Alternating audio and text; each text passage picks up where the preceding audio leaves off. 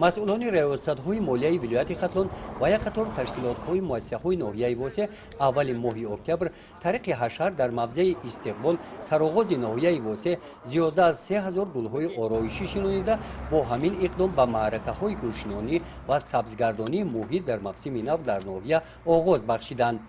برای سبزش خوب گل و بوته‌ها حشرچون زمین این موضع را از خس و خار تازه کردند. برای حاصلخیز گشتن زمین خاک آن را ملایم و با آن پاروهای محلی همراه کردند. آبادی به آب غیر امکان است.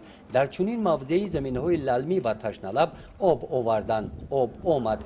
در یک وقت با شناییدن گل‌ها به زمین‌های گلریز آب ماندند. شناییدن گل‌ها طبق توصیه متخصصان ساحه موافق قاعده‌های معین گردیده برآمده شده. برای نگاهبین گل‌ها در آینده کارخانه واحدی دولتی خواجگی کمونالی وابسته کرده شدند.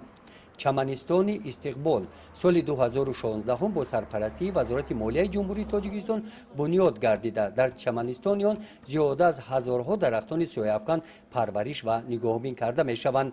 طبق نقشه مقامات اجرایی حاکمیت دولتی ناحیه واسه در سمت کارهای آبادانی و سبزگردانی اکنون هر هفته روزهای شنبه و یکشنبه در موضع استقبال حشرهای آبادانی برگزار خواهند گشت. گزارش خواجه نظریف خدای نظر ظهوروف از ناحیه واسه برای برنامه اطلاعاتی نوید.